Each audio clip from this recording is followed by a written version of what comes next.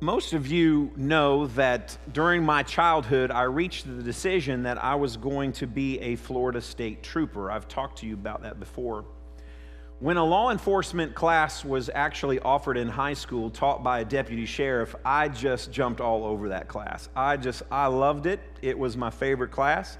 I couldn't wait for the tests because whether we were talking about misdemeanors or felonies, it didn't matter. I just aced everything. It was just absolutely a joy to be in that class. So everything was pointing that direction until one individual mentioned to me about thinking about going to Bible college, and all my inner thoughts were like, there's no way. My course is set, and I just continue to push forward. Then my youth minister added his voice to the encouragement and asked me if I had ever written out the advantages and the disadvantages on a piece of paper to go to the police academy as well as to go to Bible college. And of course, I had never done that. So I accepted the challenge. And for the next 2 weeks, I spent time writing out the advantages and the disadvantages of both going to Bible college as well as going into the police academy. And so after the 2 weeks was over, I was scheduled to go back and talk with the youth minister. But as I'm looking at my list, sure enough, my list pointed me straight into one of those black and yellow trooper cars. And it was without a doubt that's what I was going to do. And so I went to my youth minister's office with full confidence that my list provided proof positive and a direction to a purpose to my life to write speeding tickets and work traffic accidents and help people on the highway. Well, when I arrived in his office, he was busy doing something else, and so he told me just to grab a seat and kind of wait for him to get done, and then we'd talk. And so as I sat there, I was looking at my list, and that's when it hit me. Actually, that's when he hit me. Not my youth minister, but the Holy Spirit. As if scales had fallen off my eyes, I was able to view my list. It just became spiritually clear. Crystal clear. One side was very selfish, and one side was very selfless. And although I never heard God's audible voice, it was as clear as if I had. I announced to my youth minister, I said, I'm going to Bible college. And he responded with, well, we haven't even talked about it yet. I'm like, we don't have to. God just called me into the ministry. It was absolutely amazing thing. I don't remember the day of the week or the day of the year it was, but I remember exactly where I was in the room. I remember the chair I was in. I remember the direction I was facing. God called me into the ministry. It was not my call. It was not man's call. And I started Bible college at the age of 17. During my junior year of Bible college, 1986, 1987 is when I started into weekend youth ministry. When I graduated in 88, I went full-time. 12 years later, in December of 1999, I shifted into preaching ministry where I've been since. And I still have that advantage and disadvantage list. It was written in pencil. I still have it, and every once in a while, I pull it out, and it reminds me of a time and a day when God called me into selfless action for His kingdom. Where does service, where does sacrifice rate among your personal priorities? Do you regularly sacrifice for God and others, or do you tend to live your life self-absorbed? When the church has a work day, we may have one once a year, do you immediately go up and sign up? Are you happy when you're called upon to sacrifice? Sacrifice rarely, if ever, is convenient. That's one of the reasons why it's called sacrifice. Yet the more a person makes sacrifice and service a part of their everyday life, the less they really think about it as a sacrifice. Now, kids, when your parents ask you to clean your room, when they ask you to help feed the dog or take care of your brother or your sister or take out the trash, are there eye rolls and, or do you jump for joy at the opportunity to help out around the house? How does mom and dad sacrifice for you? How does grandma and grandpa sacrifice? With their time. Maybe they have set their own schedule aside to go to your recital or to go to your game. In talking with Phyllis is getting ready to travel to North Carolina to see, her grandson play football on a Friday night. And that speaks volumes about the sacrifices that we make for family. Sometimes as parents, moms and dads are making sacrifices of money as we get back to school. I mean, the summer's almost over. I know that's bad news, but we have to go and get school supplies. And so there's more expense involved in that now as we get pencils and clothes and shoes and backpacks. All those are sacrifices. And as we age as children, adult children, they sacrifice their location and their retirement plans and their choices for their aging parents. Spouses sacrifice their preferences and their dreams and their comfort for the other. Our country's military members, they sacrifice their family time and their security and sometimes their own lives for all of us.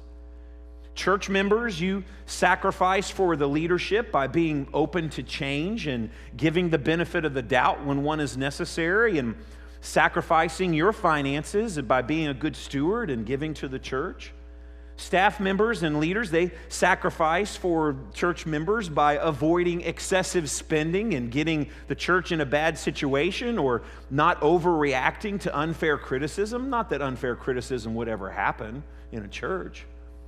Employers sacrifice for their employees by offering unearned paid leave for an emergency that comes up. Employees sacrifice for their boss by staying late and completing the job right with excellence the first time. Teachers sacrifice for their students by paying out of their own pocket for student supplies year after year. All these sacrifices, all this service has intimacy implications. Jesus informed his disciples that the standard operating procedures in his kingdom were a lot different than the rest of the world.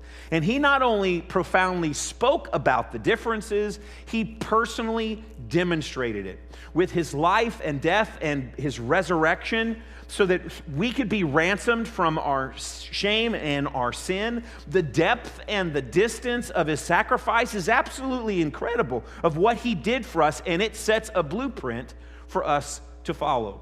In talking with his disciples, this is what the conversation, how it went in Matthew 20.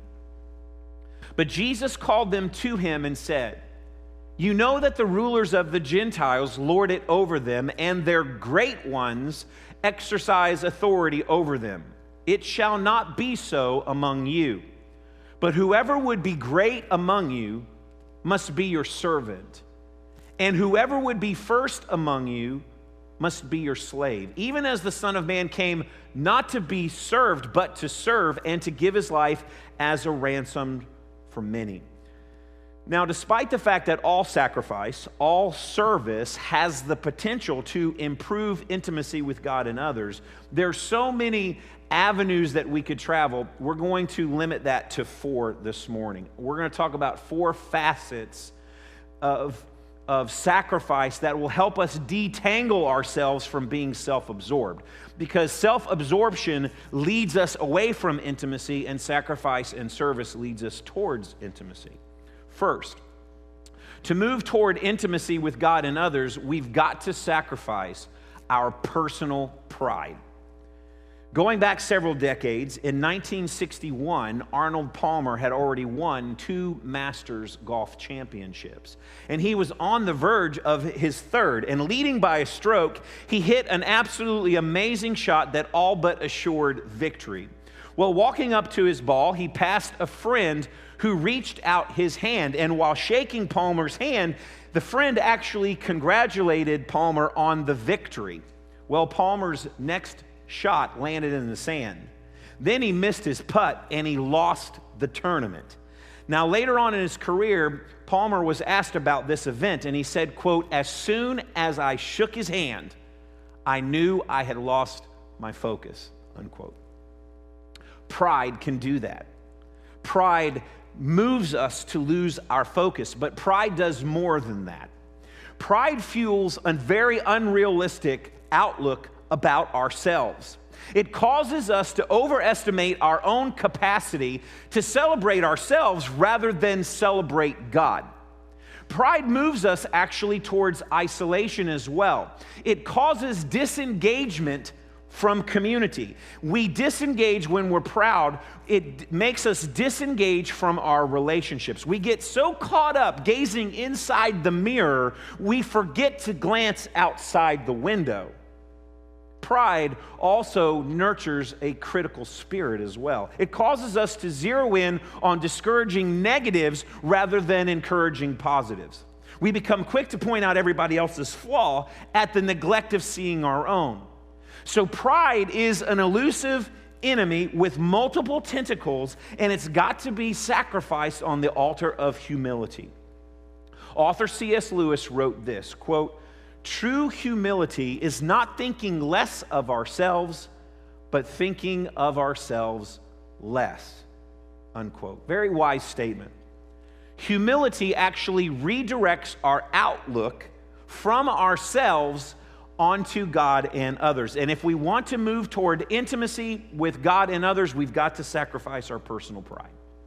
Second, to move toward intimacy with God and others, we've got to sacrifice our possession obsession.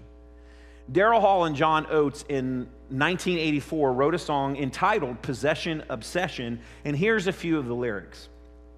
"You know there's something you need right here and now to fill the space inside of yourself. Money, love, or power. When you want to have the number one first run anyone, you're crazy till you own them. You ought to know better than that. The more that you buy, the less that you get back. It's a case of possession obsession. Gimme, gimme."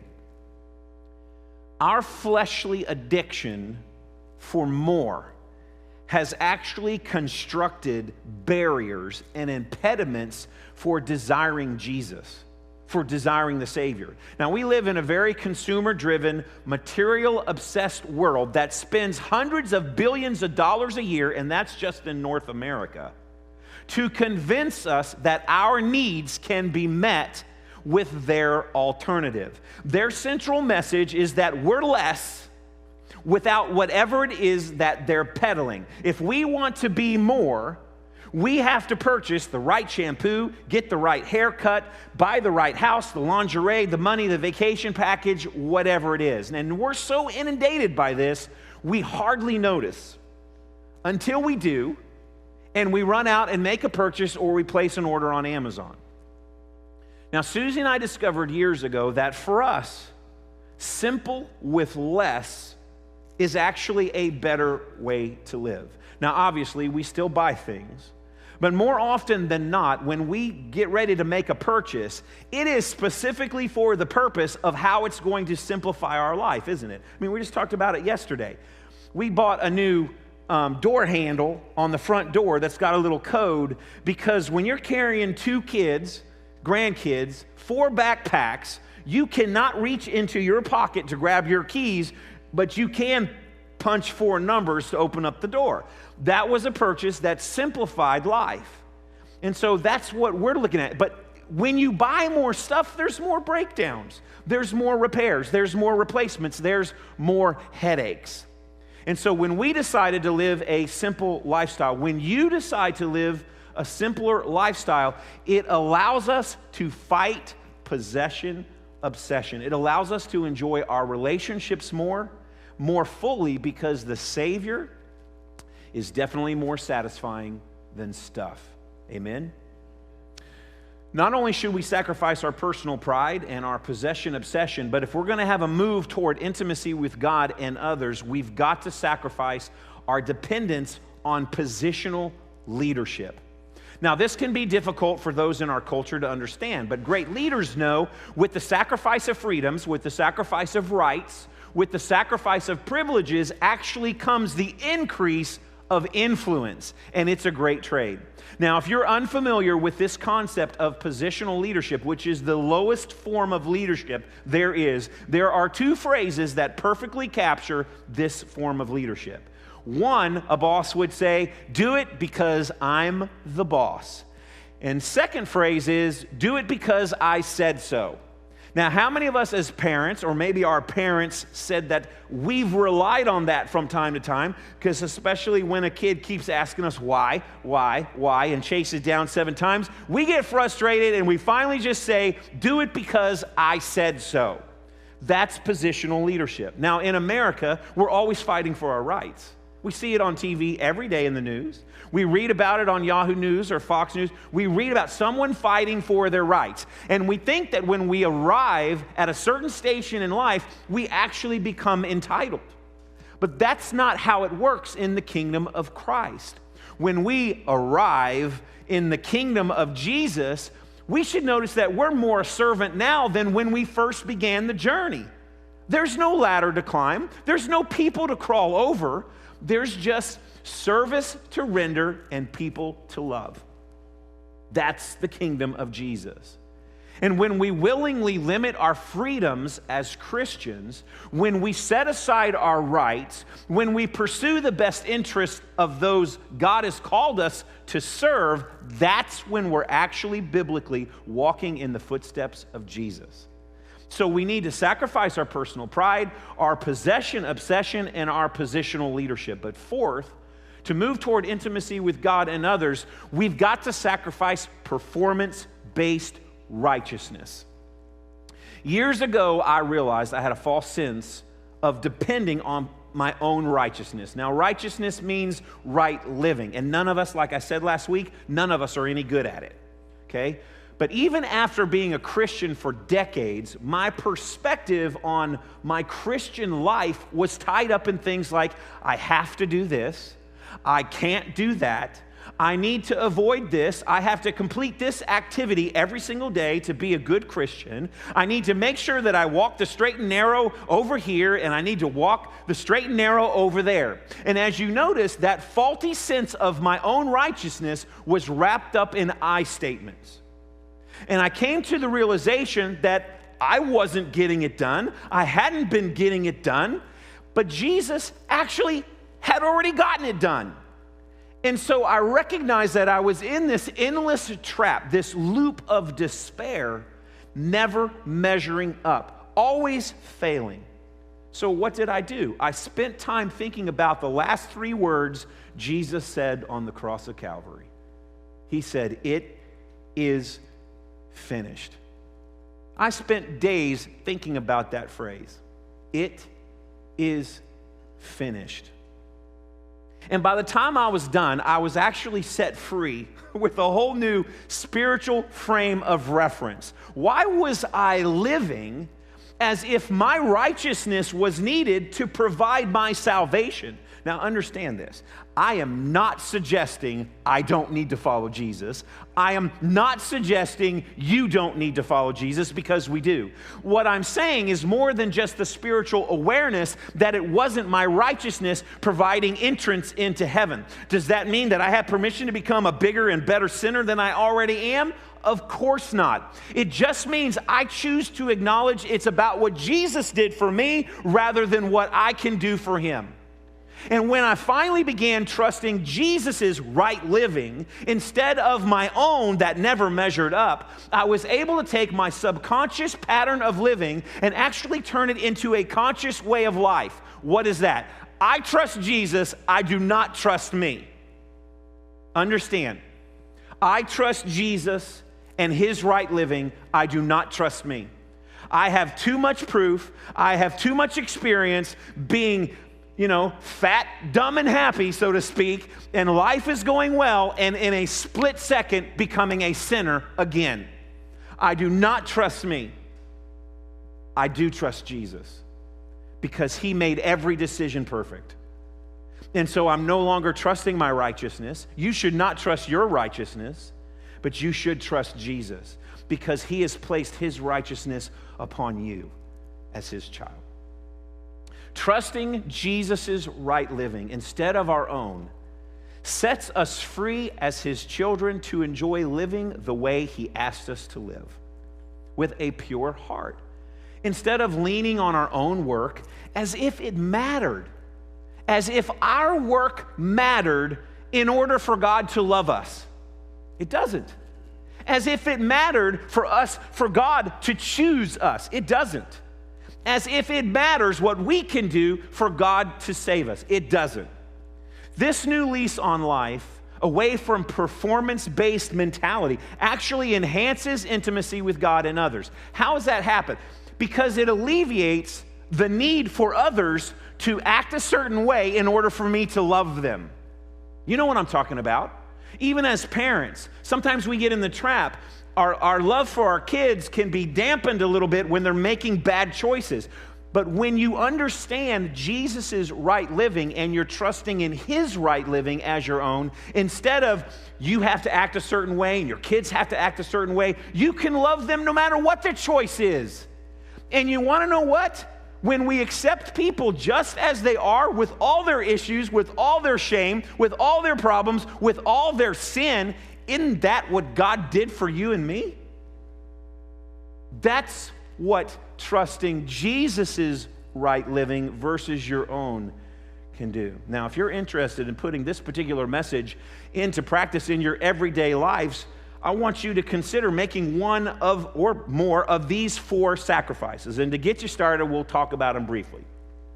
When it comes to pride, how has pride kept you from drawing close to God? How has pride kept you from drawing close to other people? What tentacle, what aspect of pride seems to be your greatest nemesis? How can you bring humility into relational focus? How can you bring humility into your relationships? Now, when it comes to possession obsession, how has your need for more kept you from drawing closer to God? You're always chasing the dollar. You're always chasing the thing.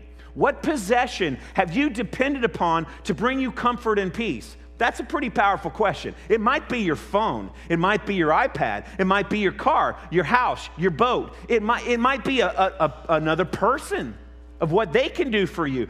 Are these possessions, are these other people, why do they have the biggest hold on your life? Why are you chasing them for rest and peace and comfort instead of praying and trusting God for that? When it comes to positional leadership, how has depending upon your role and that style, how has that impacted your relationship with God and others? I mean, what would be a better way to lead those God has entrusted to your care instead of telling your kids, just do it because I said so, do as I say, not as I do?